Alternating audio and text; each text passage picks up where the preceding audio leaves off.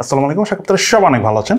12-13 হাজার টাকা প্রাইস রেঞ্জে রাইট নাও মার্কেটে one of the best phone নিয়ে আসলো মোটরোলা, অর্থাৎ এই ফোনটা যেটার নাম হলো মোটরোলা G24 পাওয়ার। এই ফোনটা কেন বেস্ট বলতেছি, বিকজ এটার স্পেসিফিকেশন অনেক স্ট্রং, বাট এই ফোনটা আমাদের ইউজ করার পর এটার ইউজার এক্সপিরিয়েন্স কেমন ছিল সেটাও আজকের ভিডিওতে শেয়ার করবো, এবং আসলে কি ফোনটা বেস্ট কিনা সেটা নিয়ে ইন ডিটেলসে আলোচনা করবো। তো চলুন তাহলে দেরি না করে শুরু করা যাক।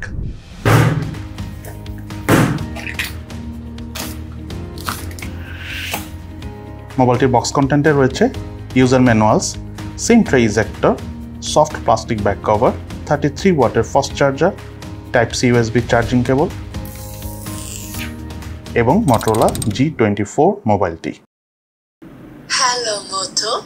এই মোবাইলটার ডিজাইন এবং আউটলুকের কথা বলতে গেলে বডি ফ্রেম এবং রিয়ার প্যানেল দুটোই পলিকার্বনেটের তৈরি, তবে এক ধরনের ম্যাট টেক্সচারের ফিনিশিং দেওয়া রয়েছে। দ্যাটস ওয়াই খুব একটা হাতের ছাপ পড়ে না, অর্থাৎ ফিঙ্গারপ্রিন্ট ম্যাগনেটিক না। তার পাশাপাশি এই ফোনটার সাথে কিন্তু একটা ব্যাক কেস দেওয়া রয়েছে, সো আপনি যদি ব্যাক কেস এই ফোনের সাথে ইউজ করেন তো লংজারভিটিটা অনেক ভালো পাওয়া যাবে। এবং সেই সাথে আমার কাছে থাকা এই মোবাইলটার কালার ভেরিয়েন্টের নাম হলো গ্লেসিয়ার ব্লু। এই মোবাইলটি কিন্তু আরও একটি কালার ভেরিয়েন্ট রয়েছে, সেটার নাম হলো ইঙ্ক ব্লু। সেই সাথে 6.56 ইঞ্চির ডিসপ্লে সহ মোবাইলটার থিকনেস হলো 8 মিলিমিটার এবং ওয়েট হলো 181 গ্রাম। ফোনটার সাইজ ওভারঅল ঠিকঠাক হলো, ফোনটা হাতে নেওয়ার পর কেন জানি আমার কাছে একটু বেশি ভারী মনে হয়েছে, তবে মোটামুটি সিঙ্গেল হ্যান্ডে আমরা কমফোর্টেবল ভাবেই এই ফোনটি ইউজ করতে পেরেছি। সেই সাথে বাটন এবং পোর্টসের কথা বলতে গেলে রাইট সাইডে রয়েছে ভলিউম রকার এবং পাওয়ার বাটন, এবং এই পাওয়ার বাটনটি সাইড মাউন্টেড ফিঙ্গারপ্রিন্ট স্ক্যানার হিসেবে কাজ করে। মোবাইলটির লেফট সাইডে রয়েছিল সিম কার্ড, যাতে দুটো সিম কার্ড ইউজ করার পাশাপাশি রয়েছে এক্সটার্নাল মেমোরি কার্ড ইউজ করার সুবিধা। মোবাইলটির উপর অংশে নয়েজ ক্যান্সেলেশন মাইক নেই, তবে রয়েছে হেডফোন জ্যাকের পোর্ট, সেই সাথে ডলবি অ্যাটমস লেখা ব্র্যান্ডিং করা রয়েছে।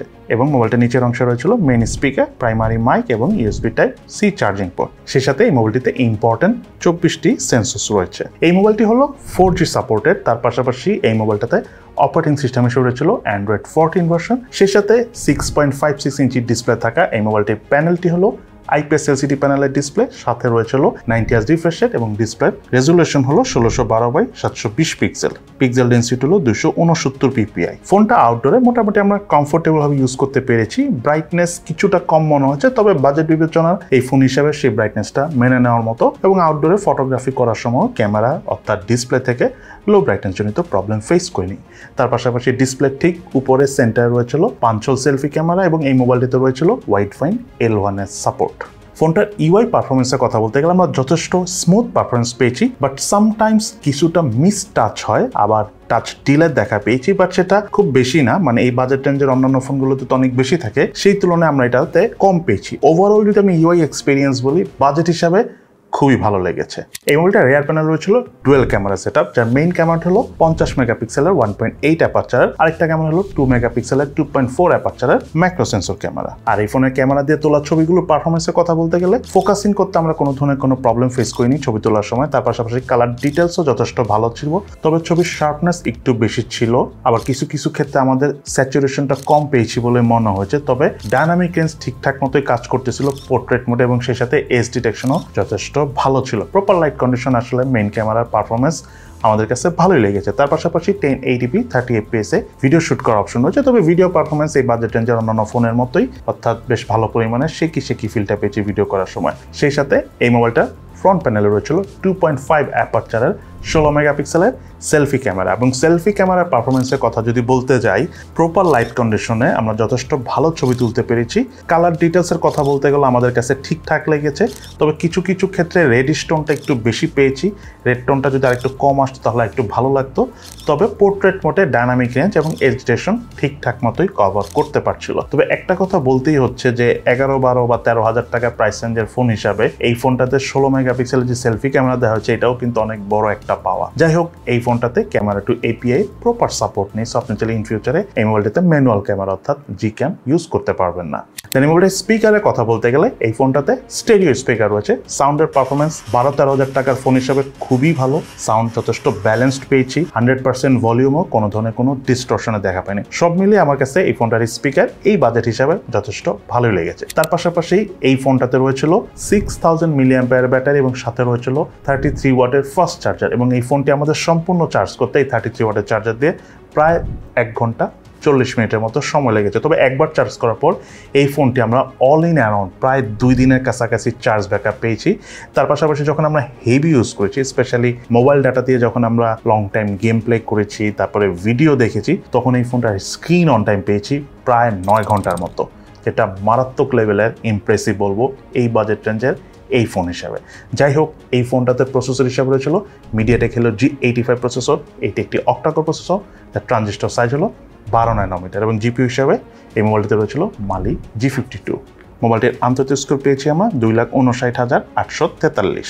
এই মোবাইলটা গেমিং পারফরমেন্সের কথা বলতে গেলে, যেহেতু এটা 8GB র্যাম ভেরিয়েন্টের ফোন, সো আমরা পাবজি গেমটা একদম কমফোর্টেবলভাবে গেম প্লে করেছি। গেমিং করার সময় আমরা কোনো ধরনের কোনো টাচ ডিলে দেখা পাইনি, হালকা পাতলা জাইরো ডিলে ছিল, সেটা মেনে নেওয়ার মতো 12-13 হাজার টাকা ফোন হিসাবে। তবে ওভারঅল পাবজি গেমিং পারফরমেন্স খুবই চমৎকার ছিল, হালকা পাতলা ল্যাগ করে লং টাইম গেম প্লে করার সময়। তার পাশাপাশি ফোনটা দিয়ে আমরা অ্যাশফানাইন গেমসটা খেলেছি। কালার অ্যাকুরেসি অনেক ভালো হওয়ার কারণে আমরা অ্যাশফানাইন গেমসটি বেশ কমফোর্টেবলভাবে প্লে করতে পেরেছি, কোনো ধরনের কোনো ল্যাগিং বা ফ্রেম ড্রপের দেখা পাইনি। সেই সাথে এই ফোনটাতে এই ফুটবল গেমসটাও খেলেছি, সেটার পারফরমেন্সও দুর্দান্ত লেভেলের ছিল। কালার অ্যাকুরেসি যেমন ভালো ছিল, আমরা লং টাইম প্লে করে অনেক মজা পেয়েছি।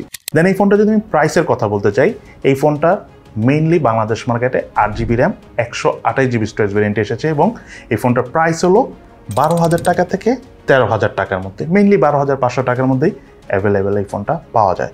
যাই হোক, এই হলো ওভারঅল এই ফোনটার স্পেসিফিকেশন। এবার চলুন আমরা জেনে নিই এই ফোনটা ইউজ করতে যে আমাদের কাছে কি কি জিনিস মনে হয়েছে ল্যাকিংস এবং কি কি জিনিস মনে হয়েছে ভালো। এই ফোনটার যদি আমি ল্যাকিংসের কথা বলি, বাজেট হিসাবে এই ফোনটা যে স্টোরেজ টাইপটা রয়েছে eMMC 5.1, এটা যদি না হয়ে UFS ক্যাটাগরি স্টোরেজ টাইপ হতো তাহলে হয়তো অনেক ভালো হতো। বাট প্রসেসরটা যেহেতু অনেক ভালো, MediaTek Helio G85, সো সেই হিসাবে আবার ব্যাপারটা পুষিয়েও যায়, কারণ নর্মাল প্রসেসর দিয়ে আবার ভালো স্টোরেজ দিলে কিন্তু আলটিমেটলি সেটা কোনো কাজে না।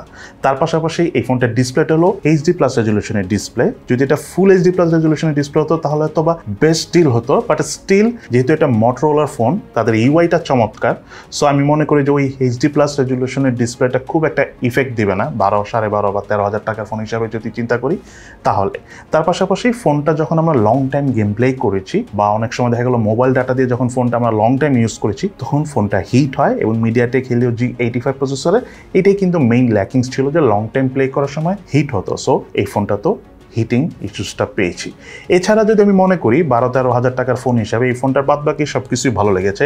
আউটলুকটা একটু আনকমন, যথেষ্ট নাইস। তার পাশাপাশি ডিসপ্লে কোয়ালিটিও যথেষ্ট ভালো, IPS LCD প্যানেল হওয়ার পরও ওয়াইড ভ্যান L1 এর সাপোর্টও রয়েছে, যেটা খুবই ইম্পর্টেন্ট, স্পেশালি যদি আপনি OTT প্ল্যাটফর্মে ভিডিও দেখে থাকেন। তার পাশাপাশি গেমিং পারফরমেন্স আমাদের কাছে ঠিকঠাক লেগেছে। ফটোগ্রাফি পারফরমেন্স 12-13 হাজার টাকার যে কোনো ফোনের থেকে আমার এই ফোনে সব দিক বিবেচনায় বেশ ভালো মনে হয়েছে, এবং সেই সাথে এই ফোনটার ইউআইও যথেষ্ট স্মুথ। হালকা পাতলা টাচ ডিলে রয়েছে, রেসপন্স করতে একটু লেট করে, সেটা সম্ভবত সফটওয়্যার রিলেটেড ইস্যুস হতে পারে। আপডেট এসে এই প্রবলেমটা সলভ হয়ে যাবে, ওইটা বিগ কোনো ব্যাপার না Motorola ফোন হিসেবে যদি চিন্তা করি তাহলে। সো ওভারঅল আমার কাছে মনে হয় এই ফোনটা কাদের জন্য কেনা উচিত হবে, সেটা হলো যারা মেইনলি লং টাইম একটা ফোন ইউজ করতে চাচ্ছেন, ইউআইটা important, long time charge backup চাচ্ছেন, তার পাশাপাশি মোটামুটি লং টাইম ফোনে কথা বলা হয়, ভিডিও দেখা হয় এবং হালকা পাতলা গেমিং করেন, তাদের জন্য আমি মনে করি 12-13 হাজার টাকায় আনঅফিসিয়ালি Motorola G24 পাওয়ার এই মুহূর্তে right now best choice. So এই তো হলো আমাদের আজকের ভিডিও। কেমন লাগলো আপনাদের কাছে Motorola G24 পাওয়ার অর্থাৎ এই মোবাইলটি, সেটা কিন্তু অবশ্যই ভিডিও নিচে কমেন্টস করে জানাবেন। সবাই ভালো থাকেন, সুস্থ থাকেন, ইনশাল্লাহ দেখা হবে ফিউচারে।